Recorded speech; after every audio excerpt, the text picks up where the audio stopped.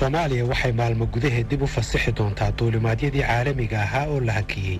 18 bishii Maars ee sanadkan. diyaaradaha la joojiyay qayb badan oo ka mid ah waxay dibadda ka keeni jireen qaadka.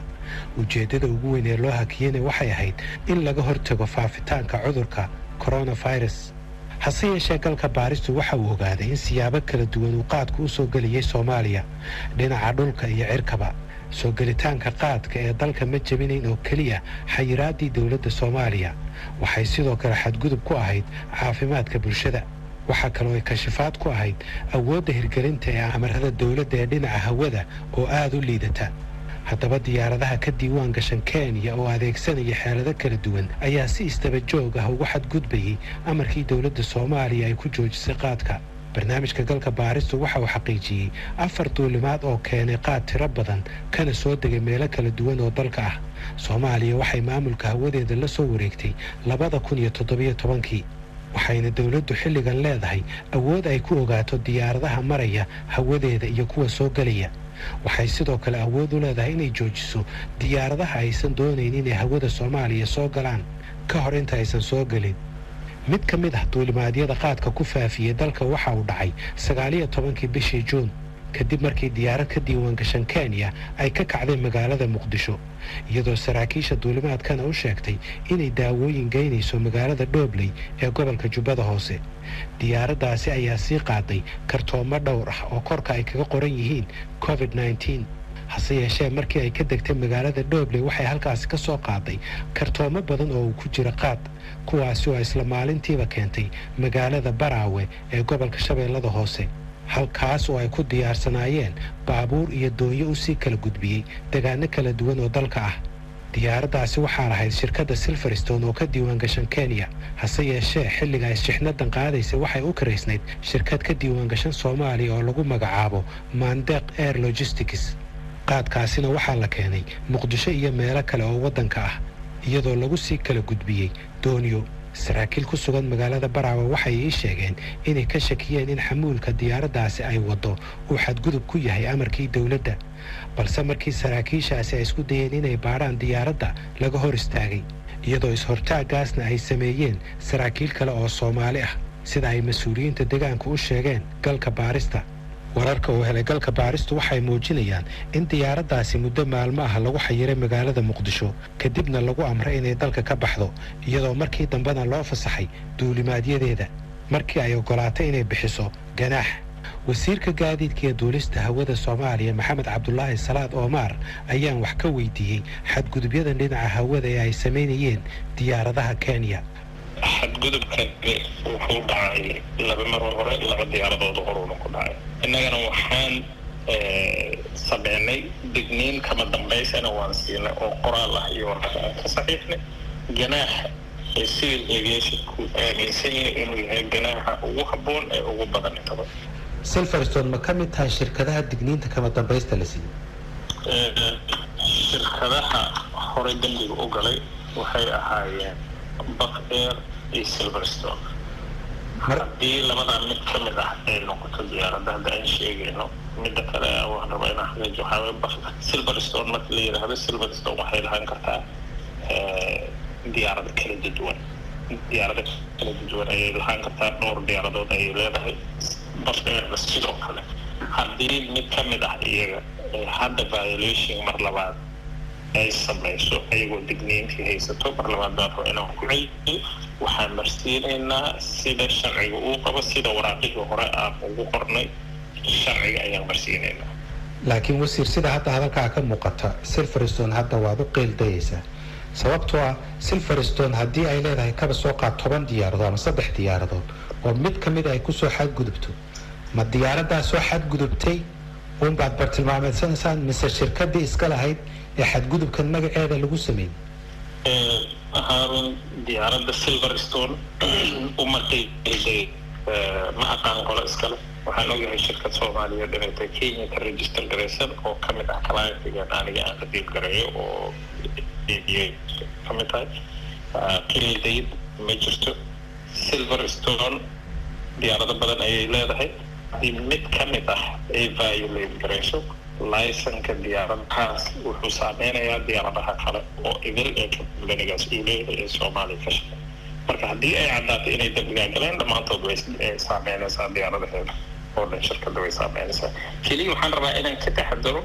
inaanan go-aan ku gaarin hebel baa soo arkay warqadda hebel baan la hadlay ay ahaato investigation aan sameyno waan ku dhex jirnaa meelo gabagabo noo maraya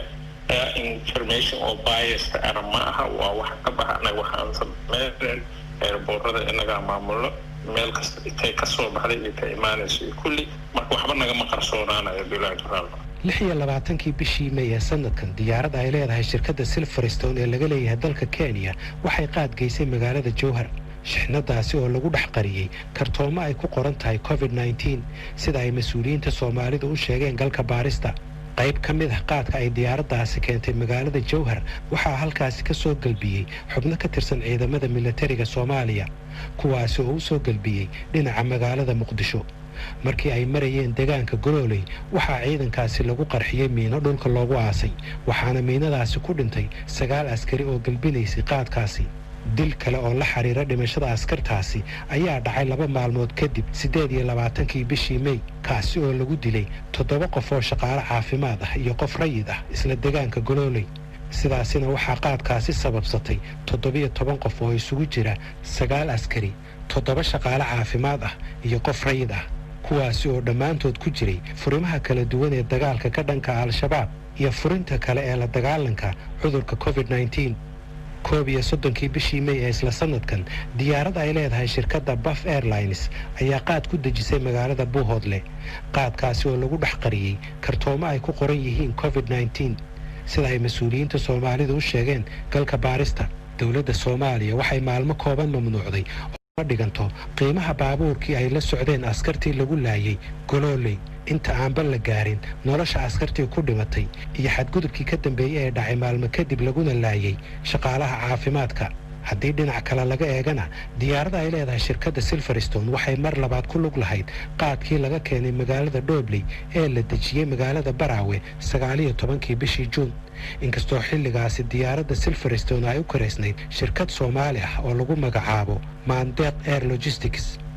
galka baaristu waxa uu la xiriiray Buff Airlines Silverstone iyo Mandeq Air Logistics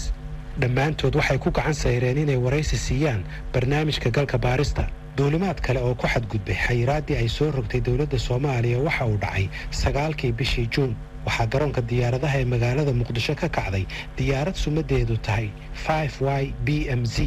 oo ka diiwaan gashan dalka Kenya intii aysan ka kicin magaalada Muqdisho diyaaraddaasi waxay u sheegtay saraakiisha Soomaalida inay qof jiran ka soo qaadayso magaalada Afmadow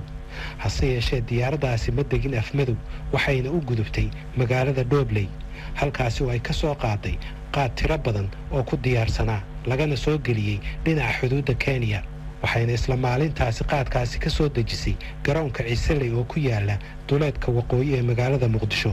diyaaraddaasi waxaa la sheegay in intii ay ku jirtay duulimaadkeeda ay demisay transponderka ama qalabka lagula socdo halka ay marayso hase yeeshee mas'uuliyiinta Soomaalida oo adeegsanaya xogta laga helay duuliyaal kale iyo qalab kaleba waxay ogaadeen goobta uu qaadkaasi ka soo degay waxayna aqoonsadeen diyaaradda iyo duuliyaashii wadayba diyaaraddan ayaa markii ay qaadka dejisay dib ugu laabatay dalka Kenya mar kale waa kan wasiirka gaadiidka iyo duulista hawada Maxamed Cabdullaahi Salaad Omar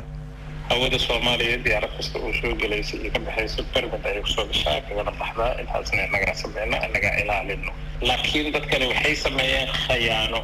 wadamada adiga aad joogto wadanka adiga joogto muxaadaraad waa la soo gashaa sidaas oo kale lagu soo gashaa si la mid ah baa lagu soo gashaa dadku waxay keenaan khayaamooyin ay ku sameeyaan in ay lacag badsadaan خياموين اللي ماذا تنوى خياموين كخيانة كمدة خيامة كستون برنامج البابلي ده والسوحرة وسير وحيلتها أرنتني إن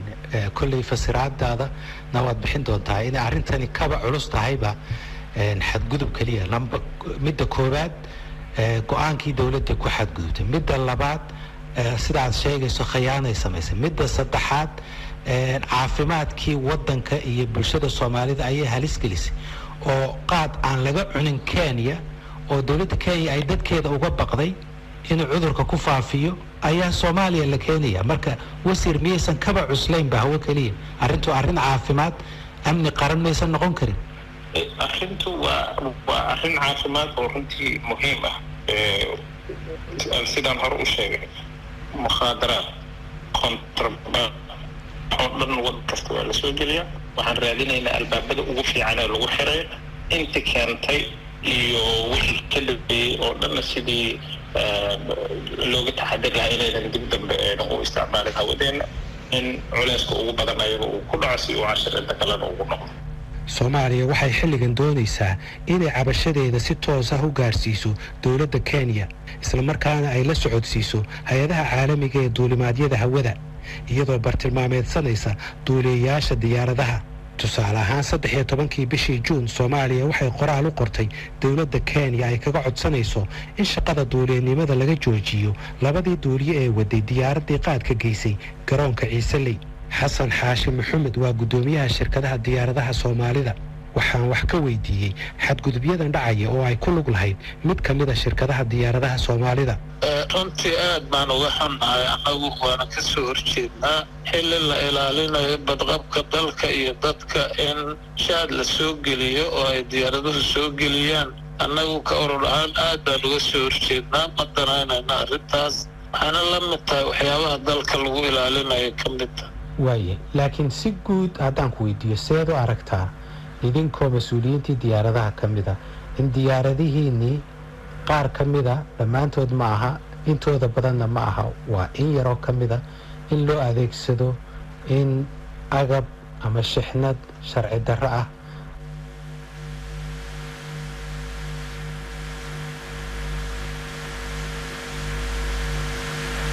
annagu arrintaas waana ka soo horjeednaa waxaa kaloo galka baaristu u ogaaday in diyaarada ay leedahay shirkadda Hanford Africa ay soo codsatay 13 bishan Juulaay in loo ogolaado inay shixnad isugu jirta daawo caano iyo khudaar geyso magaalada Hargeysa hase yeeshee mas'uuliyiinta duulista hawada ee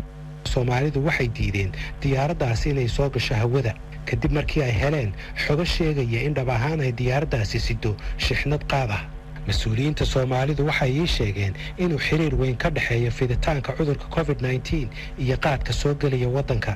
Abuukar Cawaale Qaadiid waxa uu ololeeyaa la dagaalanka qaadka waxaana ugu baaqay mas'uuliyiinta Soomaalida inaysan fududeynin qaadkan soo galaya gudaha Soomaaliya iyo xadgudubka ay sameynayaan diyaaradaha Kenya COVID-19 waa masiibo ilaahay adduunka u soo diray dadkuna way u baahan yihiin gargaar degdeg ah laakiin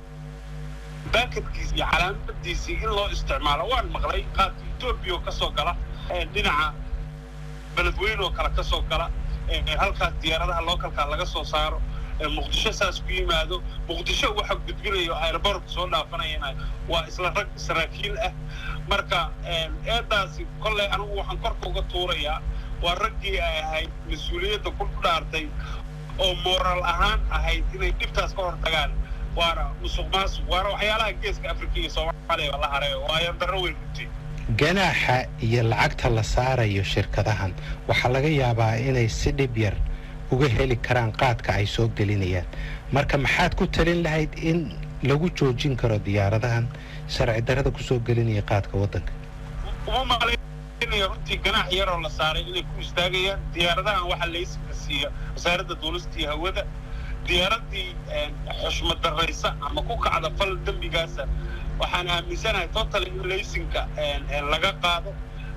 ay kaargooba ku keeni karto waxaan kaloo aaminsanahay runtii hadda fooda waxaan lagu soo haysaa 1 August oo la filayo hawada in la furo waxaan non essential ahayn oo aan muhiim ahayn oo weli cudurkii waa cilad weli taagan in diyaaradoo dhan ba aan loo furin baqaadkan aaminsanahay hadda ka hor baa gabar banaanada